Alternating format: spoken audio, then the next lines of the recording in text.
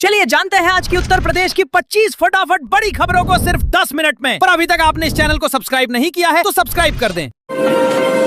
UP सरकार ने वृद्धावस्था पेंशन में बड़ा इजाफा किया है। 60 साल या उससे अधिक उम्र के आर्थिक रूप से कमजोर बुजुर्गों को अब हर साल 18,000 रूपए मिलेंगे। प्रदेश सरकार ने मासिक पेंशन 1,000 से बढ़ाकर 1,500 रूपए कर दी है और हर तीसरे महीने 4,500 रूपए की किस्त सीधे बैंक खाते में भेजी जाएगी। नए शासनादेश के अनुसार आयु प्रमाण के लिए अब आधार कार्ड मान्य नहीं होगा। बुजुर्गों को हाई स्कूल की मार्कशीट या परिवार रजिस्टर दिखाना होगा। शहरी क्षेत्र में परिवार रजिस्टर न होने पर voter ID, ration card, driving licence, passport या पैन कार्ड की फोटोकॉपी के साथ सेल्फ डिक्लेरेशन देना जरूरी होगा।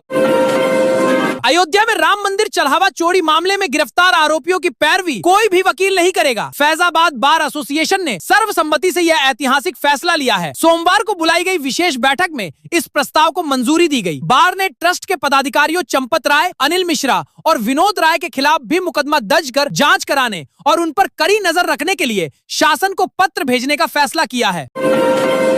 मुख्यमंत्री योगी आदित्यनाथ ने पीलीभीत के बरखेरा और बीसलपुर विधानसभा क्षेत्रों में 569 करोड़ रुपए की लागत की 66 विकास परियोजनाओं का उद्घाटन और शिलान्यास किया। मुख्यमंत्री ने कहा कि आज इन जिलों को लगभग 600 करोड़ रुपए की परियोजनाएं मिल रही हैं। पीलीभीत में लगभग 2,500 विस्थापित परिवारों यानी करीब 15,000 लोगों को नागरिकता और भूमि अधिकार का लाभ मिलेगा। प्रदेश में ऐसे करीब 55,000 परिवारों को चरणबद्ध तरीके से अधिकार दिलाने का अभियान चल रहा है, जिसकी शुरुआत पीलीभीत से हो रही है।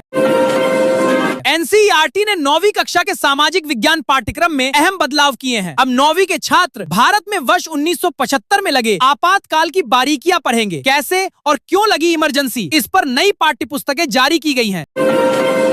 लखनऊ में सीवर लाइन के 71 मैनहोलों के बीच से गुजरे बिजली के केबल अब हटाए जाएंगे। रविवार की समीक्षा बैठक में मुख्यमंत्री योगी आदित्यनाथ ने अधिकारियों को यह सुनिश्चित करने के निर्देश दिए। इससे सीवर सफाई कर्मचारियों को सुरक्षित कार्य माहौल मिलेगा।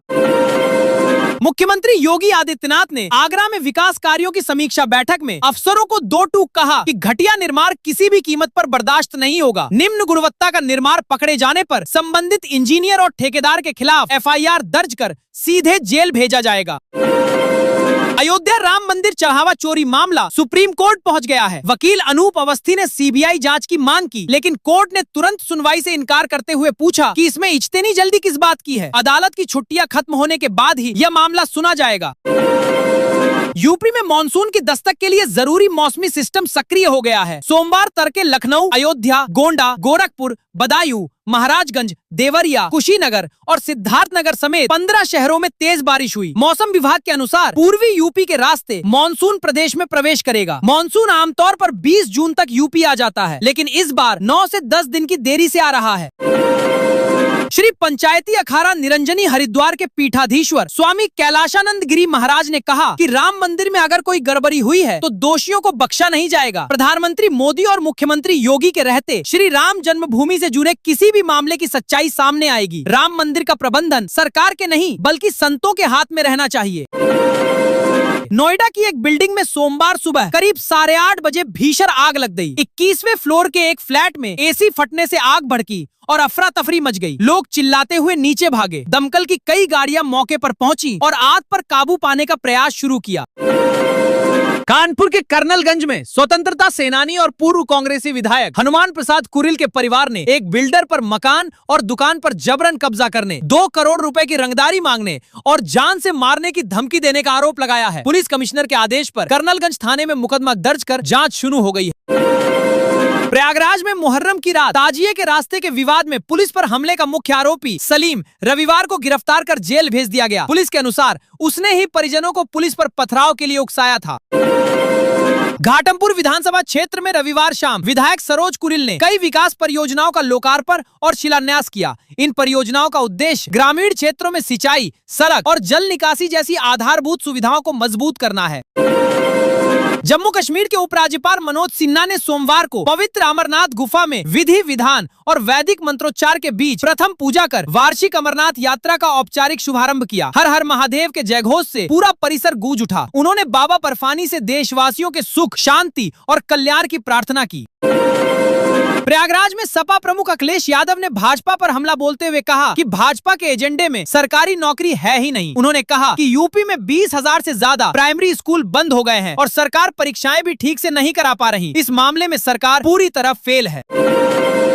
श्री राम जन्मभूमि तीर्थ क्षेत्र ट्रस्ट से इस्तीफे के 3 दिन बाद महासचिव चंपत राय रविवार शाम दोपहर 3 बजे तक राम मंदिर में रहे और फिर दिल्ली रवाना हो गए। इधर आरएसएस प्रमुख मोहन भागवत के निर्देश पर पूर्वी यूपी के क्षेत्र प्रचारक अनिल कुमार अयोध्या पहुंचकर साधु संतों, महंतों और मंदिर से जुड़े लोगों से बातचीत कर रहे हैं। संत चढ़ावा चोरी मामले पर विस्तृत रिपोर्ट तैयार कर रहा है। अलीगढ़ में कांग्रेस के रेलवे रोड स्थित कार्यालय में राष्ट्रीय सचिव तौकीर आलम की मौजूदगी में कार्यकर्ताओं के बीच जमकर मारपीट हो गई। जिला उपाध्यक्ष शाहिद गुड्डू और सेवा दल के पूर्व जिला संगठक आलोक के समर्थकों के बीच विवाद इतना बढ़ा कि जूतम पैजार की नौबत आ गई। कर्नाटक के दावणगेरे से पिछले बुधवार को गिरफ्तार किए गए संदिग्ध आतंकी मोहम्मद सुहेल से यूपी का आतंकवाद निरोधक दस्ता पूछताछ करेगा। सहारनपुर के गंगोह निवासी सुहेल के मोबाइल और सोशल मीडिया संपर्कों में कई पाकिस्तानी नंबर मिले हैं। एटीएस ने इस मामले में कर्नाटक पुलिस से संपर्क साधा है। उन्नाव के शुक्लागंज की मिश्रा कॉलोनी में नए पुल निर्माण के लिए मकान हटाने का अभियान सोमवार को भी जारी रहा। पोकलेन मशीनों से 4 और मकान ध्वस्त किए गए और अब तक कुल 17 मकान गिराए जा चुके हैं। 21 और मकानों पर अभी कार्रवाई बाकी है। कुछ प्रभावित परिवारों ने मुआवजा न मिलने का आरोप लगाया है। अमरोहा के ब्रज घाट और तिगरी गंगा धाम में पूर्णिमा के अवसर पर हजारों श्रद्धालुओं ने गंगा स्नान किया। ब्रह्म मुहूर्त में सुबह 4 बजे से ही श्रद्धालुओं का तांता लगना शुरू हो गया था। भक्तों ने हवन यज्ञ किए, सूर्य देव को अर्घ्य दिया और अन्न, वस्त्र व धन का दान किया। गंगा घाट हर हर गंगे और हर हर महादेव के जयकारों से गूंज उठे।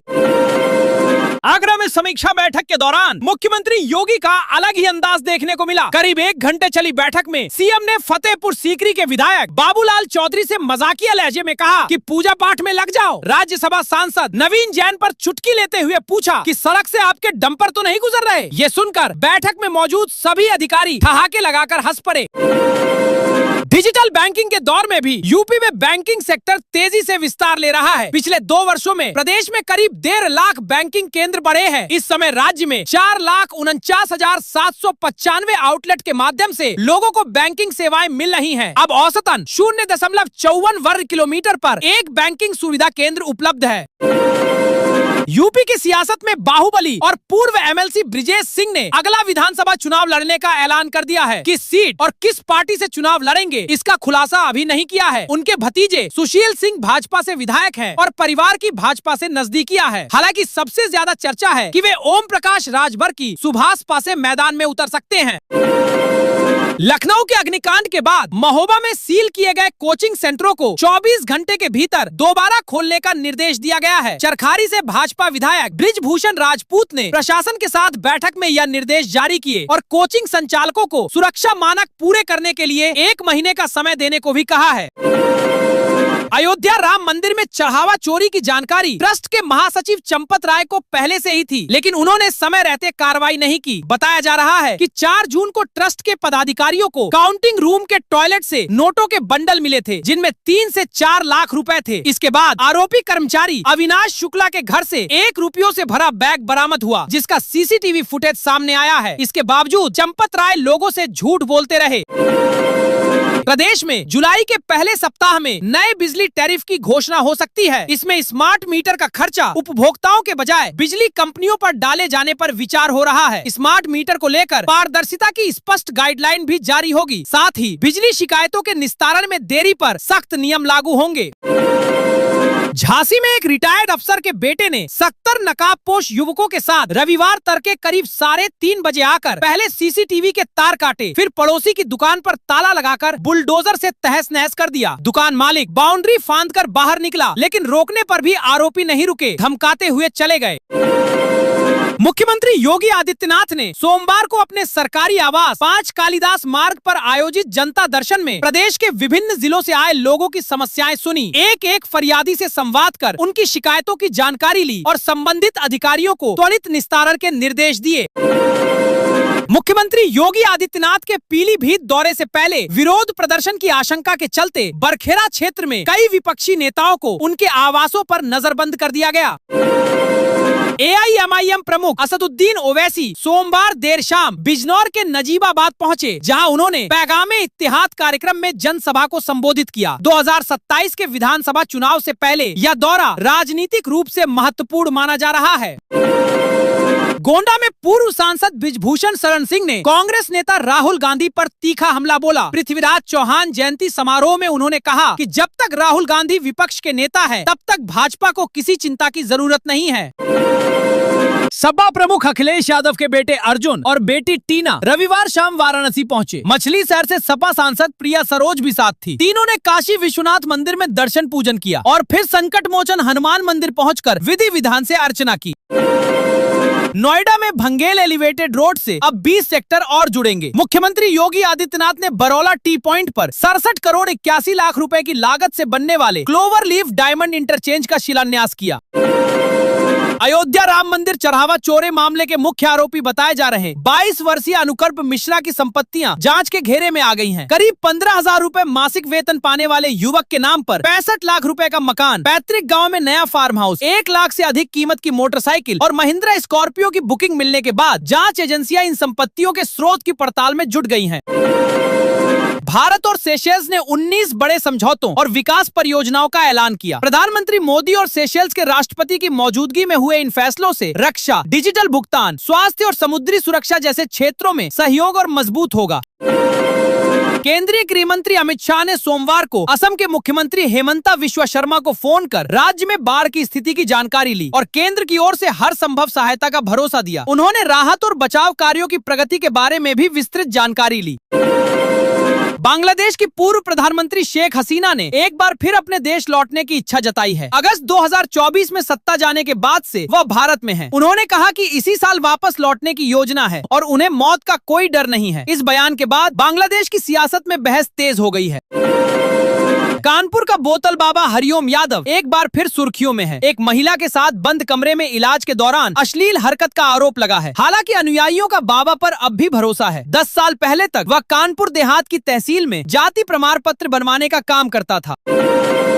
यूरोप इन दिनों रिकॉर्ड तोड़ हीट वेव की चपेट में है। फ्रांस में 24 जून से 27 जून के बीच भीषण गर्मी से करीब 1000 अतिरिक्त लोगों की मौत हुई है। मरने वालों में 85% बुजुर्ग हैं और सबसे अधिक मौतें पेरिस और उसके आसपास के इलाकों में हुई हैं। Germany, Spain, Britain, Denmark, Italy और स्विट्जरलैंड समेत 16 देशों में तापमान ने दशकों पुराने रिकॉर्ड तोड़ दिए हैं।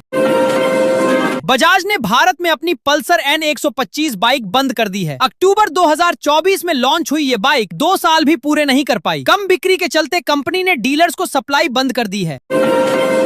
मौसम विभाग के अनुसार यूपी के अधिकांश जिलों में आज गरज चमक के साथ कहीं कहीं हल्की बूंदाबांदी और धूल भरी आंधी चलने की संभावना है। तापमान में खास गिरावट नहीं होगी और कई इलाकों में उमस बनी रहेगी। मौसम विभाग का कहना है कि 30 जून से मानसून की रफ्तार तेज होगी और लखनऊ समेत 66 जिलों में अच्छी बारिश का पूर्वानुमान है।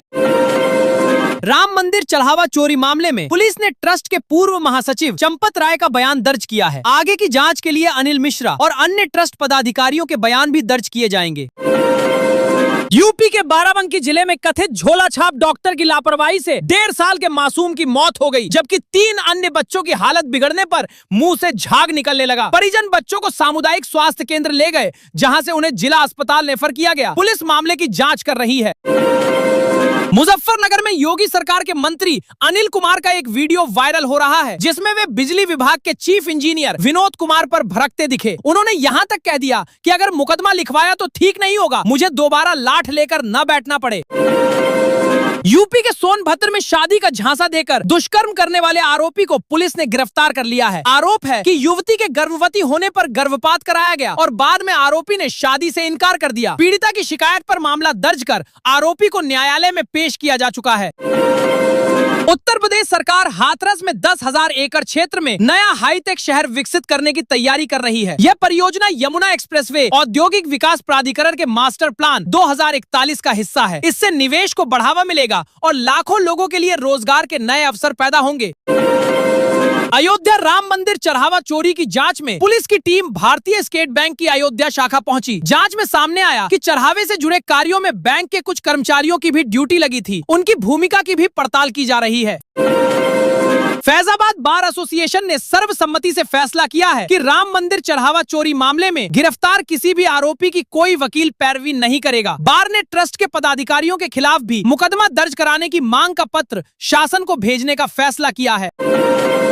लखनऊ में स्कूटी से जा रही युवती के साथ 3 नशे में धुत युवकों ने छेड़छाड़ की और विरोध करने पर उसके दोस्त की पिटाई कर दी। युवती ने घटना का वीडियो बना लिया, जिसे देखकर 2 आरोपी फरार हो गए। पुलिस ने एक को गिरफ्तार किया है और फरार 2 की तलाश जारी है। लखनऊ के मोहन लालगंज में वसीम नामक शख्स ने 10 वर्षीय बच्ची को चॉकलेट का लालच देकर घर बुलाया और दुष्कर्म किया। बच्ची के रोने की आवाज सुनकर परिजन पहुंचे और आरोपी फरार हो गया। पुलिस ने मामला दर्ज कर आरोपी को गिरफ्तार कर लिया है। रजिस्ट्री विभाग के निजीकरण के विरोध में और हड़ताल के बावजूद रजिस्ट्री होने के विरोध में सोमवार को अधिवक्ताओं ने जोरदार प्रदर्शन किया। उन्होंने रजिस्ट्री स्टैंप बेचने वाले एक वेंडर की गुमटी गिरा दी और सब रजिस्ट्रार के खिलाफ नारेबाजी की। अधिवक्ताओं ने घोषणा की कि 30 जून तक रजिस्ट्री और न्यायिक काम नहीं करेंगे। ब्रह्मपुरी इलाके में 72 घंटे से जारी बिजली संकट के खिलाफ लोगों ने प्रदर्शन कर बिजली घरों के बाहर जाम लगाया। स्थानीय लोगों का कहना है कि केवल 5 से 7 घंटे ही बिजली मिल रही है। प्रदर्शनकारियों ने स्थायी ट्रांसफार्मर लगाकर समस्या का स्थायी समाधान करने की मांग की है। मुख्यमंत्री योगी आदित्यनाथ का बरेली मंडल में 2 दिवसीय दौरा सोमवार से शुरू हुआ। उनका विमान सुबह करीब 11:10